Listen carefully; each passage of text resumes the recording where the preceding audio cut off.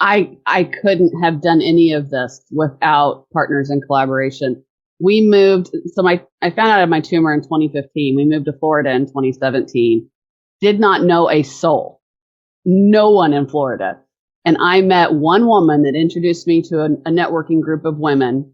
And I can honestly say just about everybody I know in this area, having been here 4 years, came from that original, just getting to know that group of women. And that led to business, that led to knowledge and understanding. I met a branding expert, a marketing expert, coaches. Like, it's just, you meet who you need to meet when you need to meet them. And it's just been like that nonstop since I started. Mm-hmm. I mean, as I need something, the next thing just shows up and comes along. It's wonderful. Yeah.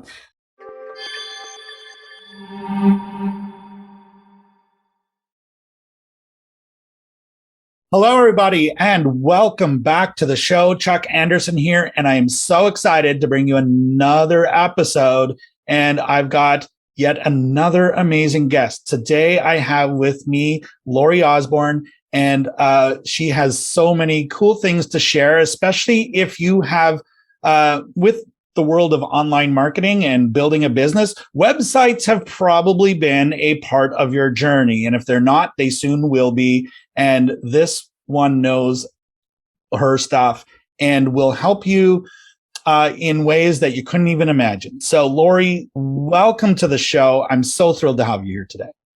Oh, thank you so much. Greatly appreciate it. Well, let's dive in, shall we? And a great launching pad for our interview today is, how about you introduce to everyone who you are and what you do? I'm not going to try to tell your story. You're going to tell your story better than I could. So let's start with that. Who are you? All right.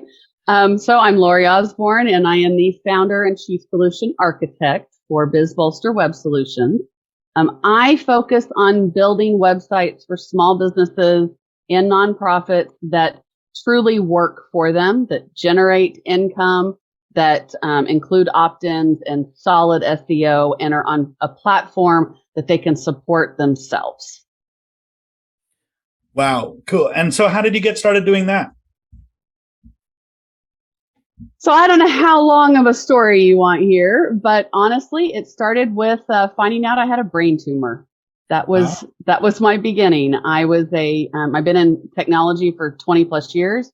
I was a technical project manager, found out I had a meningioma, which is a benign brain tumor. After a couple of surgeries and radiation, I found I just could not do the corporate world anymore. Wasn't even sure I could work anymore. So I started figuring out what I could do on my own to be productive and maybe make money, and discovered I supported websites, but I never built them before, and discovered that I could do it and could use both sides of my brain, being analytical and creative. Truly discovered my passion. I'm 46 years old, finally found my passion and what I absolutely love doing, and have been doing it ever since. Wow. Sometimes it takes those life moments to kind of put us in a new direction, or maybe the path we were always meant to be on. And, definitely seems like a curse at the time, but can be a blessing in hindsight. And absolutely, and here we are today, and we get to know each other as well. So how cool is that? And I feel fortunate to be able to do that. What was it about websites that really, when you're looking around for something to do, I mean, what was it about this that really just drew you in and said, yes, this is my thing. I got to do this? I have creativeness in my family. I've been creative on a personal level in my life, but I didn't even know that I could use that in a work situation. Everything I'd ever done was analytical and, documentation and software testing and project management, which I'm really good at. But when I discovered that I could bring that creative piece in and build something beautiful that also created, did all those other pieces and got to do something to bring people business, it just gets me excited. I fell in love. I instantly fell in love with the first website I built. Wow, that is so cool. So, tell a little bit about the journey. Like, in terms of getting started with this, did you do everything yourself, or were you being trained? What was the origin story of how you got to be doing what you're doing? Well, I'm healing from brain surgery. I had nothing to do. I'm getting on Udemy, just like, what can I do? And honestly, I started with a website, HealthNet Like Grandma, because my grandmother was a complete health nut, and I lost my mom to cancer and my grandmother to cancer, and I lost my mom right around the same time as this brain tumor. So it was a lot, health was on my mind a lot, and I wanted to get their story out there and my story out there. So I just built a website around that and in Squarespace, and just started figuring it out. And then, over the next couple of years, while I'm healing and figuring out if I could even work, I just learned and learned, and it was all self-taught. And then I went into, learning more about marketing, because I realized just having a website wasn't going to be enough. I needed to learn the rest. So it's really been pursuing the right people to teach me what I need to know, and getting out there and learning everything I possibly could. Well, this is my 27th year doing it, and there's always another level, and there's always something new to learn. And so I love that, how, one thing leads to the next, leads to the next. And here you are, and this is what you do, is you help people with this. So, so what's that journey been like? Have you done everything yourself, or have you, I guess the question I really want to ask is, how have collaborating with others or partners made an impact in your journey? I couldn't have done any of this without partners and collaboration. We moved, I found out of my tumor in 2015. We moved to Florida in 2017. Did not know a soul, no one in Florida. And I met one woman that introduced me to a networking group of women. And I can honestly say just about everybody I know in this area, having been here 4 years, came from that original, just getting to know that group of women. And that led to business, that led to knowledge and understanding. I met a branding expert, a marketing expert, coaches. Like, it's just, you meet who you need to meet when you need to meet them. And it's just been like that nonstop since I started. Mm-hmm. I mean, as I need something, the next thing just shows up and comes along.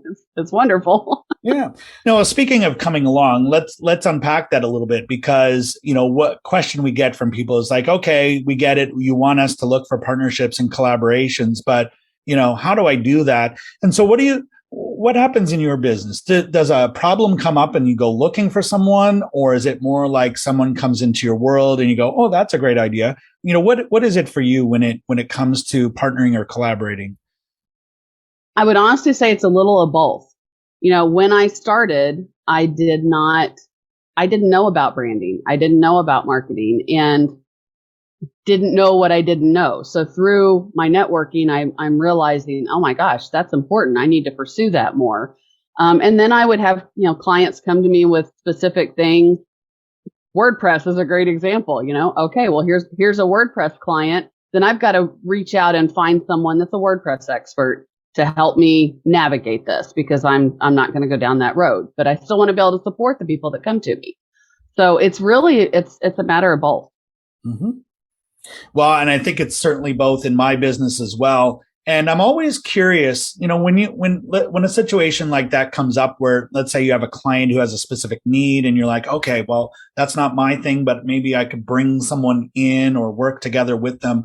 What's your go-to method for finding someone to work with or collaborate with?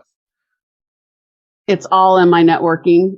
I've spent so much energy, especially the last year and a half, building my national network. I just got a client a few weeks ago, and she wants to do major automation. And my first thought was my automation partner. Okay, I call her, let's get involved. And we are working side by side, building what this client needs. I also did a project last year for our local county Department of Health. They wanted everyone to be local, which was awesome, because I honestly, when they called, I thought it was a spam call. I did not think there was any way they were calling me to work on a county website. but I hired, a photographer that I partner with and a videographer that I partner with and a copyright person that I had so many partners on that because I knew people in our community that could help. And it all came from my county, which was really cool. Yeah. And I think, it really speaks to the importance of networking and being part of a larger community. I find it so empowering, with the Facebook groups, LinkedIn connections, and just even people that I have in my phone that I could send a text message to anytime I want. And I think it really speaks to the power of having those connections, those relationships that, okay, maybe it's not that person directly that can help you, but hey, does anybody know anyone who's great at this who could recommend? And it's so amazing to me how quickly the right person or the right tool or the right thing can come into your world so quickly. So, so what's your, are there certain networks that you really enjoy that might be useful, or, what's kind of your approach to networking and, adding to that list of connections that you have? I try to keep my groups. I don't want to be part of every single group out there and spread myself too thin, because I feel like business is building relationships and building your know, like, and trust. So I'm really involved in Colleen Biggs, Leap is her new name, and Women's Prosperity Network. And then I've got a couple of local groups. Primarily women, but I like to visit other groups as well, and I've gotten very involved in our chambers, both my small town chamber and Jacksonville chamber. I feel like you've got to be local and national for what I do, for sure. So I kind of try to work it from both sides. And I love attending things like David Fagan's events. I mean, oh my gosh, things like that. I would not know half the people I know nationally if it wasn't for attending those events as well.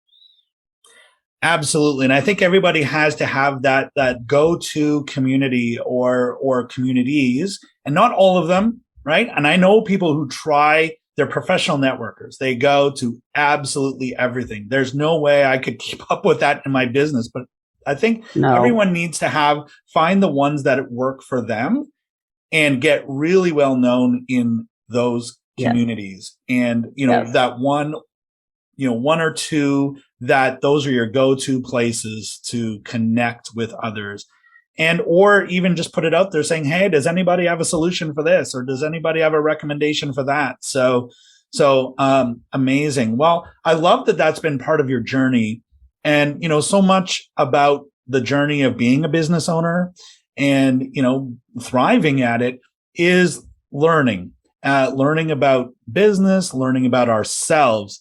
And so I always like to ask my guests, Lori, if you could think of one inspirational thought leader or mentor or leader that you've learned much from and would recommend that other people kind of check out, who would you recommend? On a not famous level, my business coach is Colleen Biggs, and she runs the Leap community. I would not be here today if she didn't. She gave me the chance last August to be the main stage speaker for her 3-day event, and it changed my whole world.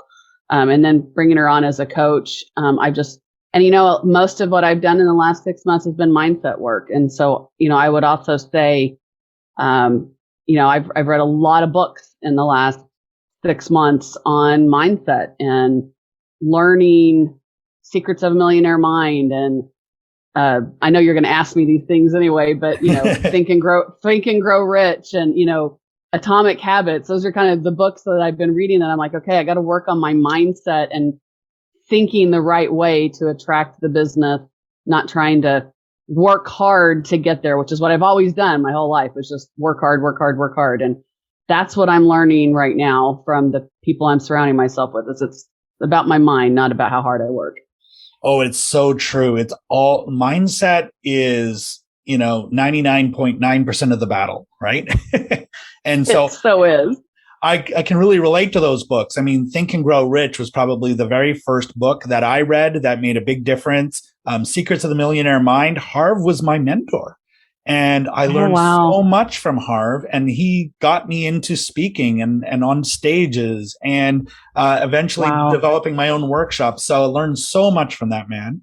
Right around the time where I was, connecting with Robert Kiyosaki and Rich Dad. And so really, really amazing things there. So there's a lot of books there. If you were to pick one and say, okay, audience, if you were to read just one book this week or this month or whatever, which one would you choose?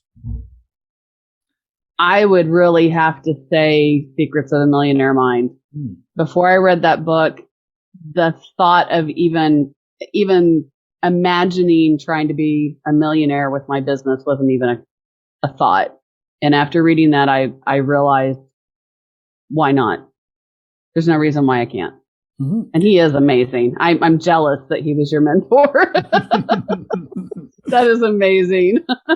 Well, and we knew him when his audiences had a few hundred people, and then they grew to a few thousand people, and just an amazing thing. We remember before the book was even published, it was an audio CD called Secrets of the Millionaire Mind. Nice. And it was just the talk, and then it became a book, which was amazing.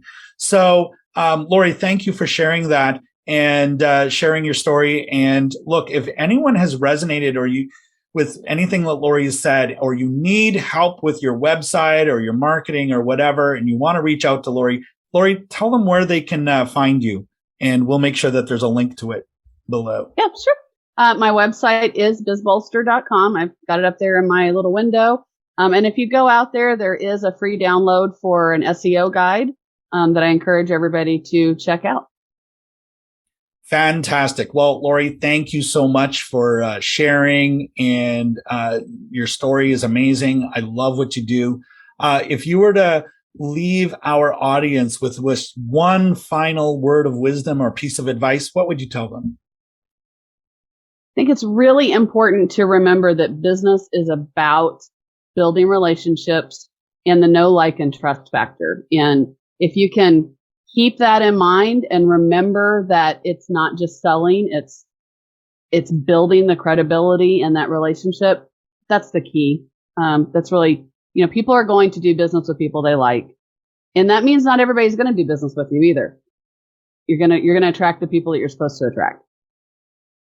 Well said, and so true. It certainly has been in my world. So I think, that's great advice. So Lori, thank you so much for being my special guest on this show today. And to all of our listeners who are listening in, and you're committed to your growth, you're learning more, you're listening to a show like this to see what else can you do better or more in your business. And that's so important. So until the next episode, keep moving forward, keep being awesome in your pursuit of your dream and your big vision. And we'll see you back here for the next episode shortly. We'll see you then.